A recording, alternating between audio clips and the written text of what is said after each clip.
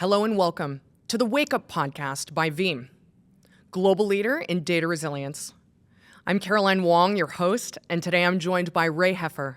Ray, welcome. It's so good to see you. Great to be here. Thank you.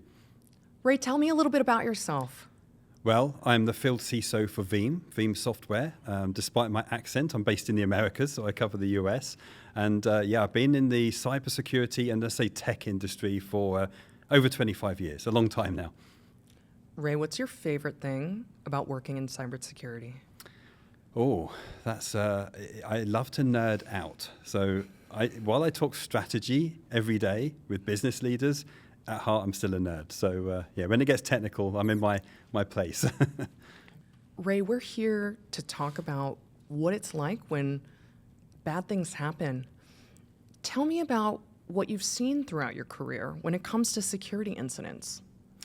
Yeah, I've got quite a background. If I go back like 25 years, I didn't even call it cybersecurity back then. Security incidents, I was on call at an internet service provider, for example. And security incidents then were, we didn't consider cybersecurity. For an internet service provider, this could be critical.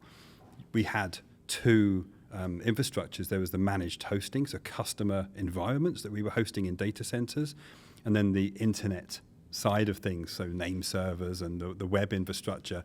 So I was responsible for security for both of those environments. There was no ransomware, not in my time in those days, and security was a firewall, antivirus, VPN, and this perimeter, and that was it, this perimeter security. Things have changed a lot. Throughout my career, we had the advent of cloud and everything going into the cloud. And then I think it was around, 2010, 2011, cryptocurrency really changed things. And that's really, in the last 15 years, we've seen just this rise of ransomware, which certainly takes a very different shape to what it used to back in the good old days. Definitely. And Ray, I imagine that you and your clients have experienced so many different cybersecurity events, cybersecurity incidents. I find that so often there's a focus on the technical vulnerabilities, but I think sometimes what's overlooked is the human aspect. Yes. I'd love to hear what you think about that. My favorite subject. Okay, so you may be familiar with the cyber kill chain. Lockheed Martin. So for those that don't know, Lockheed Martin developed this, I think it was around 2011, and it's these discrete steps that attackers use. So it starts at reconnaissance, moves into weaponization, delivery, but at the end, you have this action on objectives. The problem with that in cybersecurity that I see is we're focusing so much on investment in tech and trying to check off each of those boxes that we're not just taking a step back. I'll give you an example. Social engineering, where would that fall? Is it reconnaissance? Because that's certainly a big part of it. Is it weaponization? Sure. Is it delivery? Sure. It kind of fits everywhere. If I could rename it, I would change it from the cyber kill chain to the cyber kill spectrum, because it's not just discrete buckets of things. It really is not. And social engineering is a great example of that. I like that so much. The cyber kill spectrum. And tell me a little bit more about your thoughts on social engineering. Okay, big one. First off, with social engineering, to understand this, there's one book I'd love to suggest. It's Think Fast, Think Slow by Daniel Kahneman. He's a Nobel Prize-winning psychologist. He's more of a social psychologist. And what I find really interesting in how that plays into social engineering today is he lays out there's two systems of the brain. There's system 1 and there's system 2. So system 1, if I was to give you an analogy, is I'm driving my car, someone runs out in front of me. I'm not going to really think for a few minutes. I'm going to slam my brakes on. It's that immediate response. System 2, on the other hand, is maybe I'm planning a vacation. I'm going to take a few hours, a few days, maybe a few weeks to make that decision. So it involves much more critical thinking. From the attacker's perspective, or the threat actor, they are absolutely aware of this, and they're trying to get system 1 engaged. So there's a sense of urgency, make a quick decision. Time is critical, and we can dive more into that as well if you're interested. I'm so interested. Ray, I wonder if you can give us an example of how an attacker might exploit system 1 thinking in order to take advantage of human psychology? Sure. There's probably every ransomware example will exploit this, but I'm going to use one that's slightly different. 2020, so 5 years ago, there was an attorney named Gary Shildorn, and he deals with fraud cases. So this is someone that knows this space. He's a lawyer. He was actually tricked into paying almost $9,000 through a deep fake phone call. He actually received the phone call. He thought it was his son. It's like, hi, it's Brett, his son. I've been involved in a car accident. There's a pregnant lady involved. The police are here. That I'm going to have to go, but I'll call you back in a moment. I'm going to need your help. So the call ends. The next thing, he gets a phone call from this guy called Barry Goldstein. He said, hi, I'm the lawyer representing your son. He's been arrested. Anyway, to cut a long story short, that was AI. It was a deep fake. Now, bear in mind, that was 2020. We have significantly advanced in our AI capabilities since then. You could clone my voice just from a few seconds of audio, and it will pass off very realistically. And the point I would like to make is Gary Shildorn is an attorney. He's aware of these things, but they were playing on the urgency. This is urgent. Just to fill in more of the story, there was this elaborate story where the person at the court that would normally receive the bail money was away on a family emergency, but this threat actor that was putting on this, pretending to be the attorney, said, but don't worry, I can deal with it. So he didn't fall for it. He almost paid the $9,000. And the reason I share that is you can go and look on YouTube. You'll see the full story by Gary. He was at Congress discussing this, trying to warn others of this, what's going on. But ransomware groups do the same. There's a threat actor called Scattered Spider. I'll say threat actor. This is a group, a collective of individuals. And they are UK, US, Australian, Canadian citizens. So they will speak in the native dialect, the accent, if they were targeting a retail chain in the UK, which happened just a few weeks ago. They will sound very plausible. And one of the other areas that's exploited, as well as urgency, is the timing. Like in Gary's case, it's we've only got a few hours, we've only got a few days. And if I may give another example, there's plenty out there. Recently we saw this breach with NPM. Now NPM is the Node package manager. There is a maintainer of some Node packages called Josh Junon. Great guy, very well versed in security. He knows his stuff, but he fell for a phishing email. And he was very open about it. There's interviews with him online as well. The phishing email was urgent because it said if he didn't act, he would lose access within 2 days. This actually came through on September the 8th, and it said your account would be locked on September 10th. Then there was the timing. I don't know exactly what time it was, but let's assume it was a Monday morning. He's busy. He thought, I can't afford to lose access. I've got to deal with this now. So you can see system 1 is engaged. He clicks, he logs in, he confirms his two-factor authentication token, and he gave access to potentially billions of devices on the planet that use these packages. This could have been the skeleton key to so many systems. Luckily, it didn't yet. We haven't seen that kind of fallout, but this is how quickly it can happen. Ray, what happened in between Nigerian prince and poor grammar to being able to deep fake somebody's close family member? This is what's so scary is the sophistication that we have, and this deep fake of Gary, his son. Going back to the cyber kill chain, they did the reconnaissance. They knew his son's name. They did their research on how the court system worked. I'd have no clue. I've not been in that situation, so I wouldn't know the process, but they did. So the fact they were even talking to an attorney, they were able to still convince him that he was speaking to another attorney. They knew that process. But what's happened is look at the technology, and this was in 2020, but what we can do now is available to everyone, and not just a deep fake of the audio, the voice, but our face as well. You may have seen on social media recently, there was Michael Jackson stealing chicken nuggets and running away. It is so realistic, and these threat actors are absolutely going to be weaponizing this. I call this the new force multiplier of ransomware. This ability to use AI and deep fakes, not just for social engineering, but throughout the whole process. Anthropic, for example, who has Claude Code. There's many people listening, I'm sure, are vibe coders, but there's this thing called vibe hacking now. So we're just seeing this just multiply and multiply, and they're using these tools to accelerate their attacks. Ray, there's something I want to talk to you about, which is the shame. Some of these folks that you've described, an attorney, a person responsible for NPM, these are smart folks. These are absolutely. educated folks. Yeah. These folks. And so I wonder if you would tell me a little bit about when you work with clients and when you've looked at these incidents and when people do get scammed, what does that feel like when they realize what's gone wrong?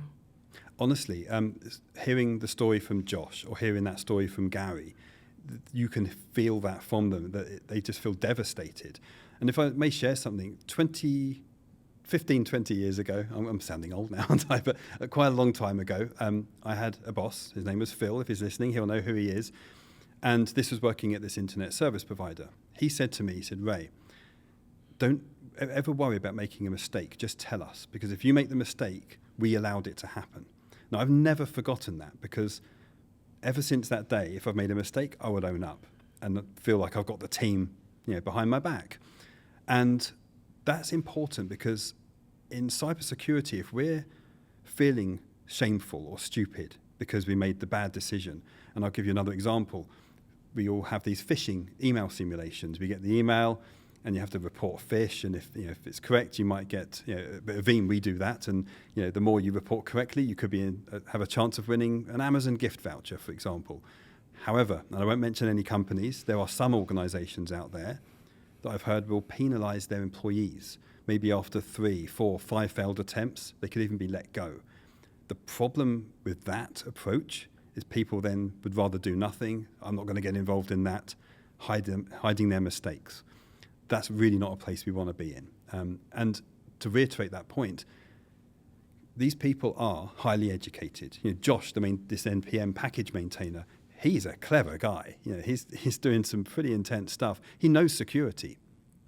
But System 1 doesn't engage critical thinking or the analytical brain. And that's what they're targeting. In fact, just 2 days ago, I got a text message, supposedly from Apple, saying that I've ordered the new iPhone 17 Pro. I thought, great, I'm looking forward to that. I knew it was a scam straight away, but not because this is what I do, just in that case, because it was sent to the wrong phone number. Or it was one of my virtual numbers that I use for something else. I like to segment my identity. I have different email aliases, I have different phone numbers, but because they sent it to the wrong place, I immediately knew.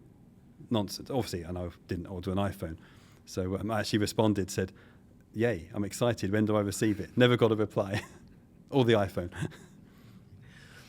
Ray, what else do you want to share with regards to social engineering, with regards to the disciplinary punishment response, the shaming?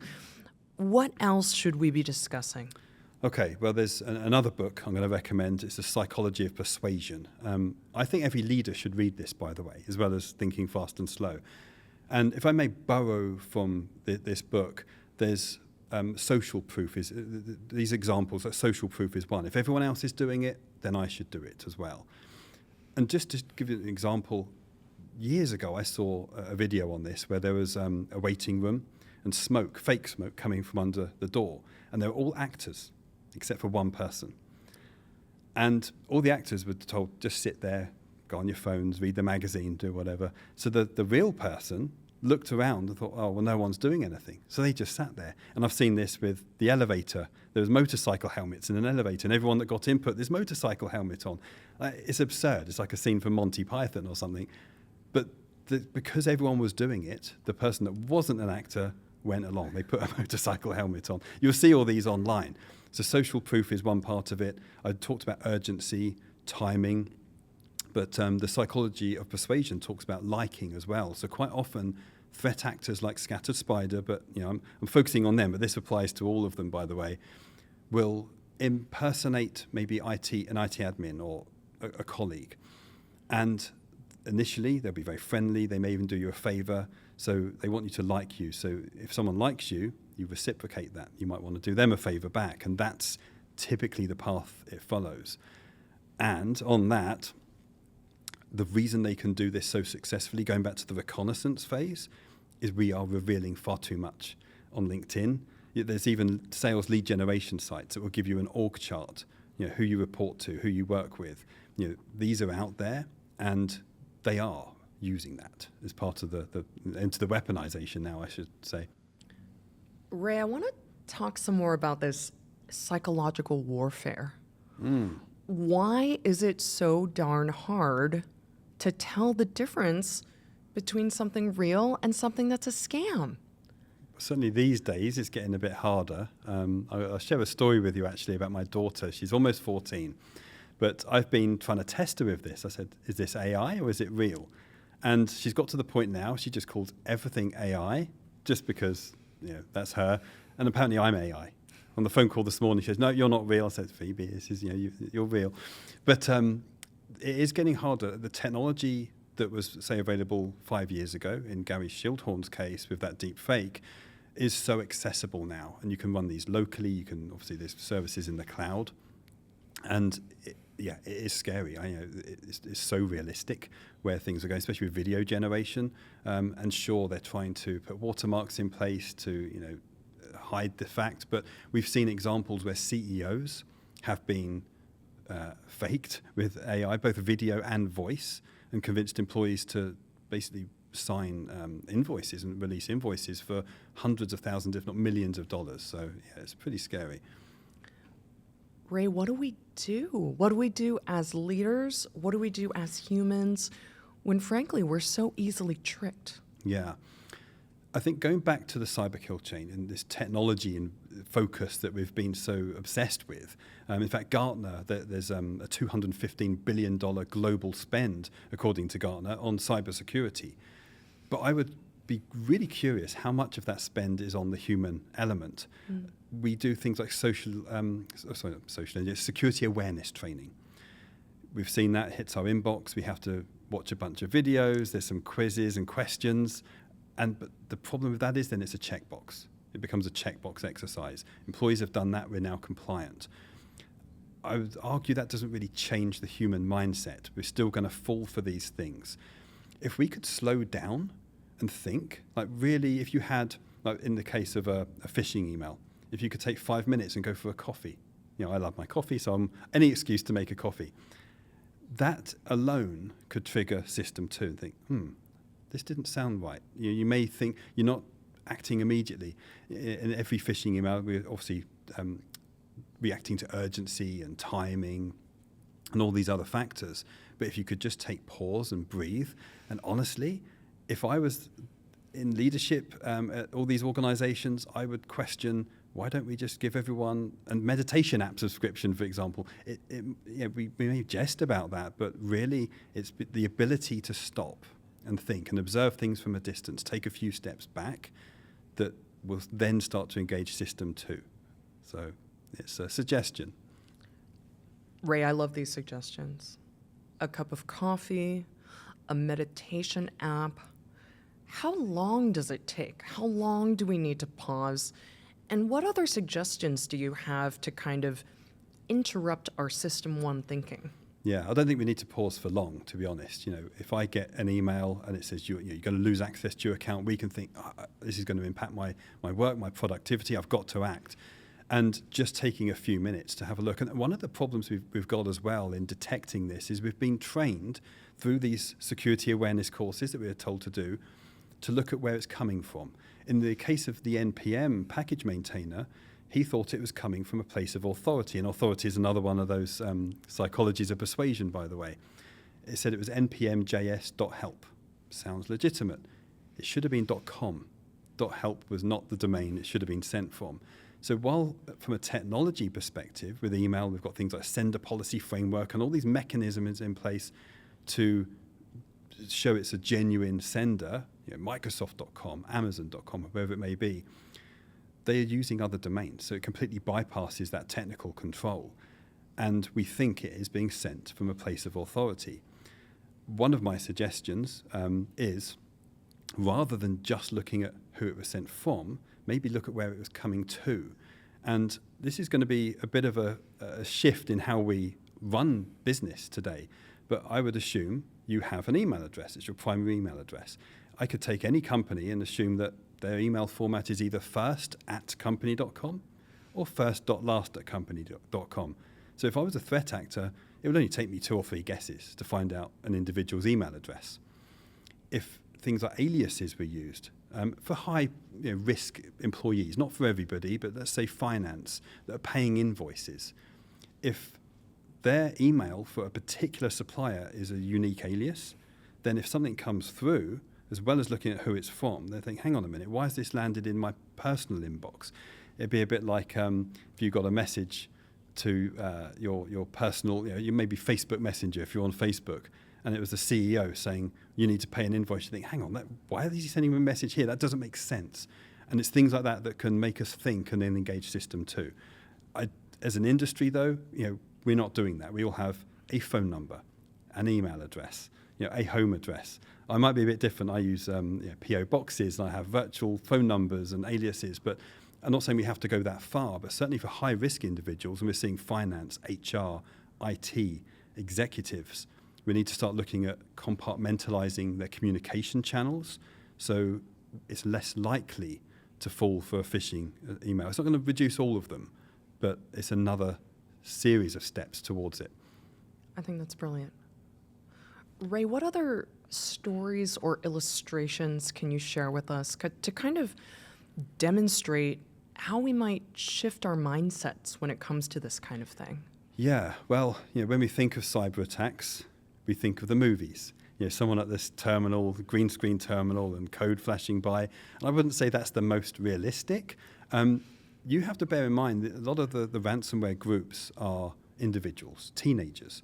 In the UK, just 2 weeks ago, I believe it was, there was a 19-year-old that was arrested who wasn't probably the leader of Scattered Spider, but certainly one of the main individuals. There's another teenager was arrested around the same time.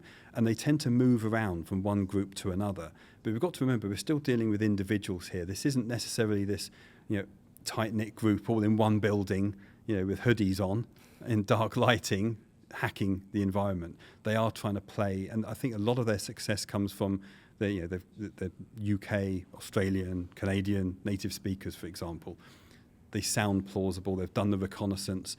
And a concept I'd like to introduce, if it's okay, is this concept of the space in between. Talking about the spectrum of the cyber kill chain. This is a bit of Japanese culture. I'm a huge fan of Japanese culture. I failed at learning the language, mind you. I spent years trying to learn it. But what came out of it is I know lots of words. They've got a word called ma, and it literally means the space between and the relationship between things. Now, they use this in art. So if you think of maybe a Japanese garden, you've seen that there's like stones or gravel and it's raked, and they've got a rock over here and a rock over there. Well, that's what it's describing. It's not the fact there's 2 rocks. It's that there's this space, and the space wouldn't be there if the rocks weren't there. It's this relationship. Now, that talks to taking pause and space to think, but also going back to the cyber kill chain, what we can do is rather than look at these as discrete buckets, where we've got delivery or weaponization or the command and control, any of these individual buckets, is look at the spectrum and the bigger picture, and it's taking that step back. And that's why I think about email aliases and changing security awareness training to be more about mindfulness and taking a break. And if you see a message, and maybe if the company adopted a posture of not moving so fast, if you have to pay an invoice and it's urgent, is 5 minutes really going to make any difference to make that coffee? Perhaps not. Again, it's just a suggestion. I like more coffee under all the circumstances. Exactly. That's definitely an option. Ray, what other reflections should we be considering at this time? Yeah, it's a difficult time at the moment because of AI and deepfakes. One of the things that we need to look on the bright side on is we have the ability to use AI in our technology and products. There are ways of detecting phishing emails, and that may be giving you pause. Maybe it will flag up and say, hey, is this right? Time for that coffee. Any of these flags that can trigger the time just to take a few minutes. But it sounds very scary what we're going through. We're hearing every single day. I have a news feed on my phone. unfortunately, which is all ransomware news. So every day there's a new attack, there's a new malware variant. They're using AI to do the coding. They're refactoring old malware. There's so much going on. There's packages with malware embedded in them and third-party supply chain attacks, and it can feel overwhelming. As a security leader, if you're faced with that, you think, well, what can I do? Are we really doomed? The technology's not helping. But I think we have got light at the end of the tunnel, to be honest. AI, as well as weaponizing the threat actor, is definitely strengthening our defenses as well. Ray, I want to explore some more of this human versus machine. Cybersecurity, we think it's all about technology, but it's really not, is it? It's both. I don't want to dismiss technology because we've come a long way, but the human I think we're neglecting in the cybersecurity industry, even though we talk about it a lot, literally is the interface between the keyboard and the outside world. When I think back to the good old days, as I said before, we have a firewall, we have antivirus, and maybe had email filtering and VPN. And what was in the perimeter was safe, what was outside was the threat. But we have moved a long way since then. So we've now got next-gen firewalls and next-gen AV and all this cool stuff, but what have we really done with the human element? And security awareness training is absolutely needed and useful, but we touched on earlier about the shame people feel. They feel like they've made a mistake or they're stupid. I talked to my family about this, and I said, please call me if you receive anything. But again, because it plays on those human emotions, even then sometimes they don't call me. They say, I've just clicked a link. But then I thought. So that's still a step in the right direction, because sometimes even clicking the link doesn't necessarily mean now you've got malware on the machine. It could be a fake credentials login, and if you don't even go that far. So every little step, it's not too late. You should think, got to own up. Going back to my former boss from all those years ago, if you make a mistake, own up to it. And I think is in the security industry, we need to come together more within an organization. And I'm talking about IT, security, but what about HR, finance, come together as an org. But we do a pretty good job, I think, as a cybersecurity community, and we have these amazing conferences each year, but I still think we're a bit separated and segmented. That's the issue. So I think we need to do more there as well. There are a long way to go, but I think we're getting there. Ray, how do we evolve beyond this kind of outdated idea that humans are the weakest link? Yeah, I hate hearing that. And unfortunately, I still hear that a lot from fellow cybersecurity professionals. And I think that's the easy answer, isn't it? Is blame the human because they're the one that clicked the link, or they're the one that failed the phishing simulation. And going back to that story, let's not penalise employees for failing those phishing simulations. That's on the employer as well. Why have they failed that? Maybe the training wasn't up to scratch. And sometimes it's because the person is so awesome at their job and they're thinking quick because they're so good at what they do, they're missing the other side of the coin, essentially. So it's a tricky one, isn't it? It's trying to get that balance. We can't all send every employee on some meditation retreat for 2 weeks because things would get expensive. But while it may help, I was semi-joking earlier, but maybe that meditation app, give your employees as a perk, a subscription, but build that into the security training as well, and have more awareness over that this is so advanced now that we've got to be on our toes, but owning up when you think something's not right. And I think most organizations do a pretty good job of that, but we need to do a bit more. Ray, what kind of things do you do in your personal life to catch yourself in system one thinking and to shift to system two thinking? Okay, I might be the odd exception. I'm the strange one, but the number of things I do personally, I don't really share my personal email address. I generate an alias for many uses. The hotel has an email. My Amazon has an email for my Amazon orders. Every account I have is a unique email because I don't want to get caught out, especially I'm talking about this stuff. I would feel ashamed if I got caught by a phishing email. So not just looking at who that was from, but who it's sent to is one of the things I try and adopt in my personal life. I use virtual phone numbers. There's plenty of services out there where you can get a VoIP number. Even if you have one more that's not your SIM, the SIM card number, that could help negate against SIM swap attacks. And that's, by the way, that's another attack vector that the threat actors will try and do, is they'll use social engineering not on you, but your suppliers, and in this case, the cell phone provider. If they can get your phone number, they can get your backup codes and get in that way. So I think as an organization, certainly again for executives and high-risk employees, giving them a VoIP number, and we've got the systems. You know, we all have the systems in place to do it, but perhaps just not using it in the correct way. But yeah, I'm a bit of a strange one in my personal life. I separate everything. I try and have aliases and compartmentalization for everything. So the only people that have my real email address, I think, is my wife and my parents. I think that's quite brilliant. Ray, what advice do you have for organizations and for leaders who want to shift their mindset in this direction, to move beyond traditional security awareness training? Yeah, I think take it slowly. You know, let's not just pull the rug under the whole security policies and program in the company. Start implementing these other steps piece by piece. And look, you know, we always say, you know, assume the breach is going to happen, and sure, it probably is. So we need that ability to recover, but also we need to be able to prepare people for when it does.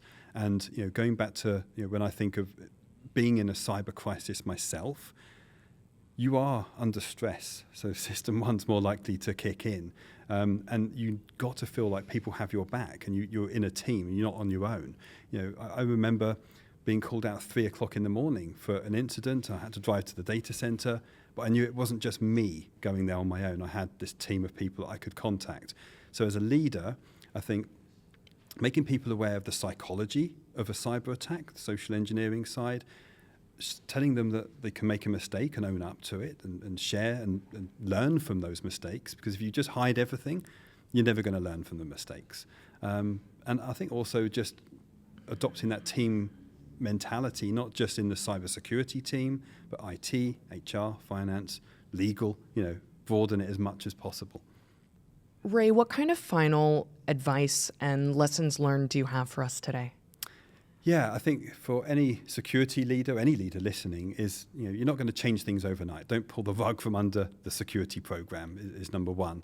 But I think start adopting more to focus on the employee. As I said before, they are the interface between the keyboard and the outside world, and see them as an asset, not the weakest link. But we read in the news every day of ransomware. We're told expect the breach is going to happen, and sure, it might happen. But by looking at this as in a slower pace, as I said, just adding that pause, that space in between, it may be that if an employee does click a link, that it hasn't weaponized the machine with malware. It may have been trying to harvest credentials. And if people feel safe that they can report, I made a mistake, I clicked this link, it might not be too late. It actually might be fine. They never actually proceeded on, and all is good, and they can obviously protect against that. So I think embodying this culture of owning up if something's not right or I made a mistake is really, really important, and just not punishing employees for failing that phishing simulation, for example. Ray, thank you so much. Thanks for your leadership. Thank you. This has been great. This has been Wake Up, a podcast by Veeam, global leader in data resilience. Thanks for joining us.